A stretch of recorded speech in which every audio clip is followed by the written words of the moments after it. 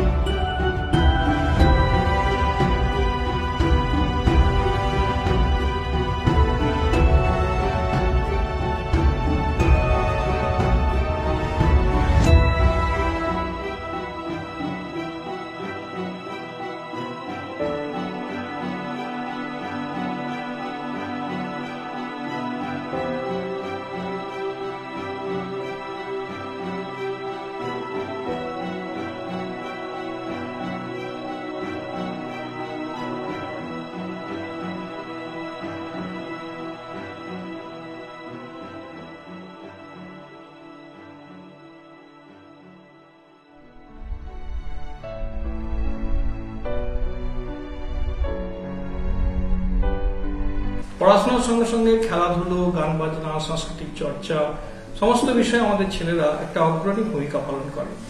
যেমন সম্প্রতি হকিতে তারা ন্যাশনাল খেলেছে, ক্যারাটেতে স্টেট লেভেল খেলেছে। এইগুলো আমরা উৎসাহিত করি আমাদের ছাত্রছাত্রীদের। আমাদের একটা সুন্দর ছাত্রাবাস আছে যেখানে 200-র বেশি ছাত্র থাকে। সুনির্দিষ্ট প্রণালীতে ছাত্রাবাস পরিচালিত হয়। আমাদের ছাত্রীনিবাসও আছে, সেখানে 22 জন ছাত্রী থাকে এবং শিক্ষক শিক্ষিকাদের আবাস কক্ষ আছে। যদি কেউ থাকতে চান উইথ ফ্যামিলি, এরকম স্টাফ কোয়ার্টারও বিদ্যালয়ে আছে। বিদ্যালয়ের প্রতিষ্ঠা লগ্ন থেকেই আমাদের সুপরিচালিত এবং সুগঠিত পরিচালন সমিতি আছে। কখনো হয়নি এমন যে পরিচালন সমিতি তত্ত্বাবধানে বিদ্যালয় নেই, এবং তারা বিদ্যালয়ের উন্নতির ক্ষেত্রে সবসময় সদর্থক ভূমিকা পালন করেন। এখানে শিক্ষক শিক্ষিকারা যথেষ্ট নিষ্ঠাবান এবং তারা কর্তব্য সচেতন, শৃঙ্খলা পরায়ণ। আমাদের ছাত্রছাত্রীদেরও শৃঙ্খলা একটা নিদর্শন স্বরূপ হয়ে আছে এই বিদ্যালয়ের ক্ষেত্রে।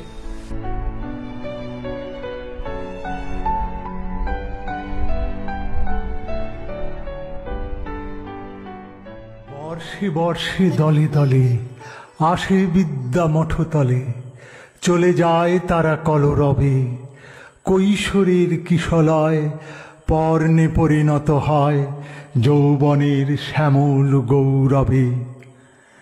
ভালোবাসি, কাছে ডাকি, নামও সব জেনে রাখি, দেখাশোনা হয় নীতি নীতি, শাসন তর্জন করি, শিখাই প্রহর ধরি, থাকে না গোহায় কোনো স্মৃতি।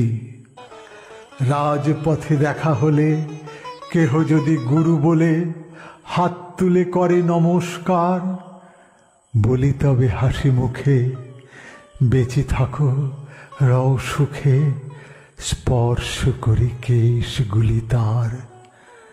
ভাবিতে ভাবিতে যাই, কি নাম মনে তো নাই, ছাত্র ছিল কতদিন আগে।